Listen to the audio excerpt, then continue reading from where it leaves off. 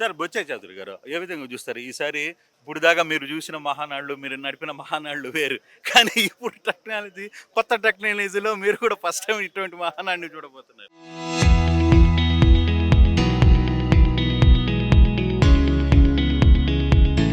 44 సంవత్సరం. అందువల్ల అప్పటికి ఇప్పటికి పెను మార్పులొచ్చాయి. ఆనాడు రోడ్లు లేవు, కాలువలు లేవు, సెల్ ఫోన్లు లేవు, మార్గదర్శకాలు రోడ్లే లేవు. ఇవాళ సంపూర్ణమైన మార్పొస్తోంది. డిజిటల్ టెక్నాలజీకొచ్చాం. ఈ డిజిటల్ టెక్నాలజీ ఎన్నో మార్పులొస్తున్నాయి. నవతరం ముందుకొస్తా ఉంది. ఆలోచన విధానాల్లో మార్పులొస్తున్నాయి. ప్రపంచీకరణ జరుగుతూ ఉంది. ఆర్థిక వనరులు సమకూరుతా ఉన్నాయి.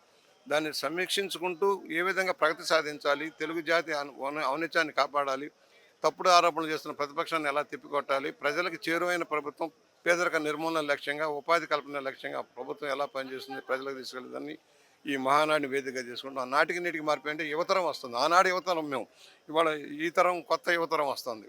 కొత్త యువతరం ఆలోచన విధానాలు భిన్నంగా ఉంటాయి. వాటన్నిటిని అందిపుచ్చుకుంటూ మా అనుభవాన్ని, కొత్త తరం యొక్క ఆలోచన విధానాలను పుణికిపుచ్చుకుంటూ ముందుకు సాగాల్సిన అవసరం ఉంది. మహిళా శక్తి కానీ బడుగు బలహీనలకు పెద్దపీట వేసే లక్ష్యంలో తెలుగుదేశం పార్టీ ఎప్పుడూ మా అగ్రగామిగా ఉంటుంది.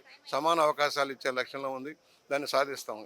అంటే బేసిక్‌గా ఈసారి మహిళా శక్తి గురించి ఎక్కువగా ప్రస్తావన జరుగుతుంది. రేపు జరగబోయే తీర్మానంలో కూడా కొత్త తీర్మానాలు రాబోతున్నాయి అనే ఒక చర్చ జరుగుతుంది. మీ మీ మీ అంచనా ఏంటి? ఆల్రెడీ పార్టీ ప్రభుత్వం చాలా నిర్ణయాలు తీసుకుంది. మహిళా శక్తికి సంబంధించి డ్వాక్రా ఉద్యమాల ద్వారా కూడా ఏ విధంగా ఒక చైతన్యం తెచ్చాము, మహిళలకు ఏ విధంగా అవకాశాలు కల్పించాము, పార్టీలోనూ ప్రభుత్వంలో కూడా భాగస్వామ్యం కల్పించాము భారీ ఎత్తున. దాన్ని అందిపుచ్చుకునేదానికి రాబోయే రోజుల్లో రిజర్వేషన్లు కూడా మార్పు వస్తాయి. భారతదేశ వ్యాప్తంగా పార్లమెంట్లో, అసెంబ్లీలో కొన్ని సీట్లు మహిళలకు చేసినప్పుడు ఇంకా ఎక్కువ మందికి అవకాశాలు వస్తాయి. వారి శక్తి ఉంది, మహిళల్లో శక్తి ఉంది. ఇన్నాళ్ళు గడపకే పరిమితమైన వాళ్ళు ఈ 44 సంవత్సరాలు అద్వితీయమైన ప్రగతి ముందుకు వస్తున్నారు. ఎడ్యుకేషన్లో ముందుకు వస్తూ ఉన్నారు, అన్ని రంగాల్లో ముందుకు వస్తూ ఉన్నారు. దాన్ని సద్వినియోగం చేసుకుంటూ, ఎందుకంటే పురుషులు మహిళలు కలిస్తేనే ప్రగతి సాధ్యం. దాన్ని అందిపుచ్చుకుంటూ ముందుకు సాగుతాం.